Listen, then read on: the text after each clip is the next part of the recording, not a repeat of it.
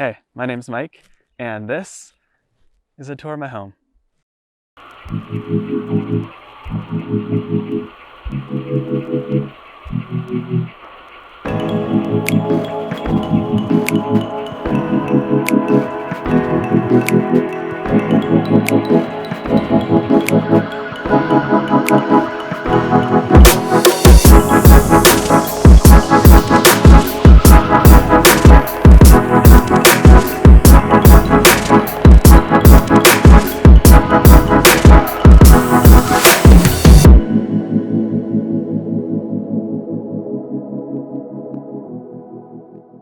So this is my 2007 Lexus GX470, and I've been living in this thing for about a year now.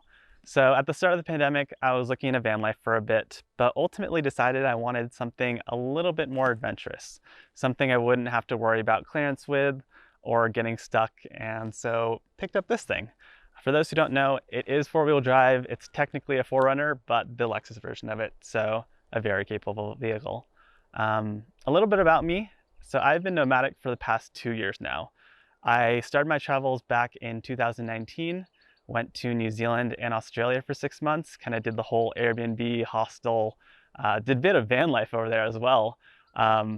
Basically went through New Zealand, 7,000 kilometers through the North and the South Island, and explored almost the entire country, and that was completely amazing. So when I came back to the US, I decided that I wanted to continue that adventurous lifestyle, and here I am. So let me go ahead and give you a tour of this thing. For wheels and tires, I'm running the 17x7 TRD Pro wheels. These come on all the new 4Runners, and I thought it'd be kind of cool and a little bit ironic to put some TRD wheels on a Lexus. I think they turned out pretty good though. And then I wrapped them in the BFG KO2s. These are all-terrain tires. They've served me pretty decently. Haven't had that much issues in the snow or sand or mud really. So they've been pretty decent. Love them so far. And these are 33-inch tires. They're 285/70 17s to be exact. And then for suspension on all fours, I'm running the Old Man Emu 2-inch lifts kits. Basically just struts and springs, really. I've got the heavy springs in the back though, because I've got a lot of weight back there. Speaking of the back, let's go see the kitchen.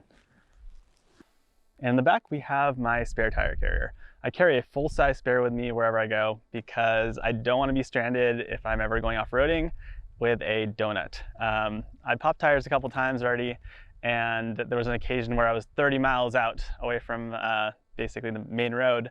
Didn't have any cell signal. Luckily, I had a full-size spare and was able to get back on the road pretty easily. Couldn't say the same if I had a donut. Might have just popped that as well. So attached to this is a huge backpack. Inside, I carry my firewood. I also carry all my trash in here. Keeps it nice and not smelly inside the vehicle. So this is a must-have for me. Swinging this out, this tire carrier is hooked onto my tow hook, so fairly easy. If you have a tow hook, you can probably just get one of these as well. I have a spare gas tank, and then I also have this 5-pound propane tank. I love this thing a lot. I cook a ton on the road, and it costs only like $1 or $2 to fill up. It's much also better than getting those small little green Coleman bottles that you get. Pretty sure a lot of people don't even recycle those. So saving the environment and also just saving your wallet. Definitely recommend one of these. Also have a full-size shovel. If you ever get stuck in the mud, snow, dirt or whatever, easily can just like dig yourself out. Also great for putting out campfires, just smother them out. So pretty good for that. And going into the kitchen. All right, on the side door here, I have my countertop. I just got some wood, cut it, sanded it, glossed it, and we have a countertop. It's held by this bungee cord in place and kind of pops right out. I've got this piano hinge. It's about 20 screws drilled directly into the plastic, not the metal, just the plastic car door. And then I have a couple guylons on each side. They're just some paracord, and it supports a decent amount of weight. I probably put about 20, 30 pounds, full-size stove, cast iron, got my cutting board on the other side. Haven't had any issues of it popping out or falling ever. So pretty sturdy, happy with it so far. And on the back, I've got my kitchen knives. I love to cook, so gotta have some good kitchen knives in there. And then I also have my kitchen utensils.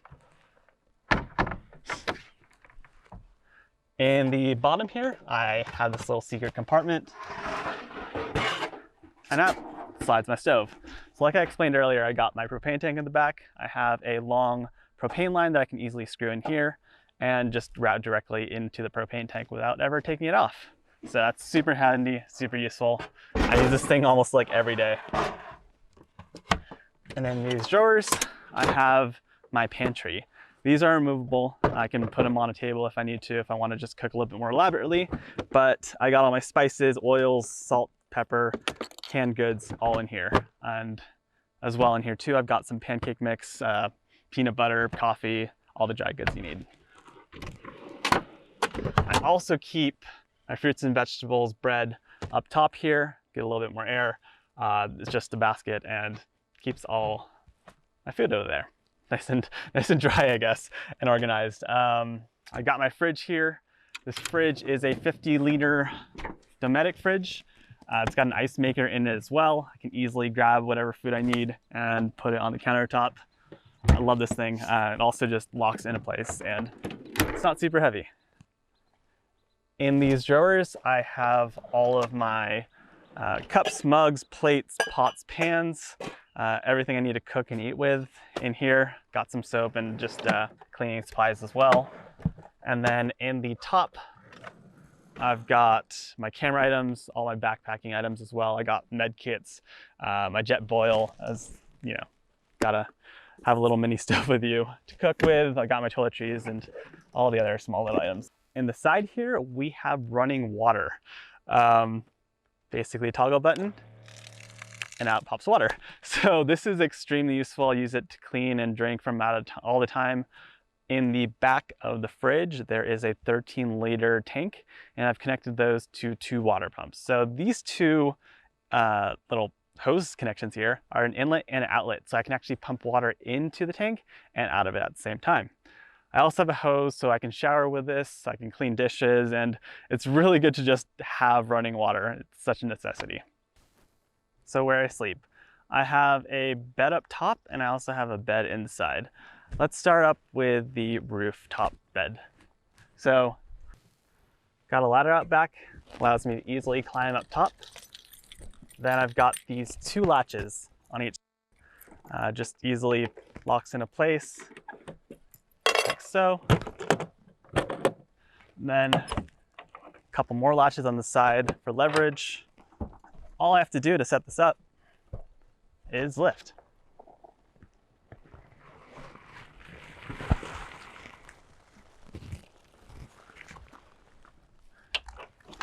Got the bungee cord to kind of wrap it out and done. That's it.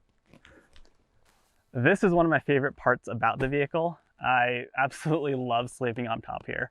It's great during the summertime and especially in the winter as well. When it gets cold, I do have an electric blanket that I use up here and it keeps me super toasty. There's a 3-inch mattress in here. It also has I've got a down puffy blanket as well. So pretty nice and warm. I can honestly sleep in here as well as like in a real bed. It's got this nice awning, holds up pretty well in the wind, and I'm really happy with it so far. I especially love that you can take it down in like a minute, because there's like those bigger rooftop tents that take about 10 minutes to set up and tear down, and no one wants to do that, especially if you're doing sunrise hikes all the time, and having to tear down camp and wake up that early is just not a great time. So I absolutely love this tent. So you might have noticed I've got 3 solar panels on top, and yeah, I've got solar. That's how I'm able to power my laptop, all my camera equipment, power my fridge and water, and all of that is all because of my solar system. This is basically what you would find in a van life build. I've kind of replicated the same, and it's about the same amount of power and capacity I need. So I've got 3 100 solar panels on top. They are being routed all the way to the back. And inside the drawer system, I have all my electrical system in there as well. So I have the panels connected to an MPPT solar controller, and that basically converts all the solar energy into usable energy, which is DC. And then I have a 100 amp hour lithium battery. It's about yay big, 40 pounds, stores all the power I need and can last me honestly a couple days depending on how often I edit videos and my laptop just screaming and using up all the power. But it does a really good job of maintaining all my power. So I also have a 1000 watt inverter, so I can use household appliances. Some of my equipment I have just uses regular household plugs, so I can plug it directly into that. And then if it's cloudy, if it's raining, if I don't have any solar power whatsoever, or just sun to grab energy from, I've actually connected the controller directly to my alternator of the rig. So whenever the car's running, I can actually power the battery. And I think I haven't really tested it. It's about maybe 2 or 3 hours from dead to full, and it works fantastic. I rarely have any issues about losing power. The only times I've ever had it's when I was in Moab and it's like single-digit weather and I had my electric blanket running all night long. Otherwise, solid setup. I work on the road.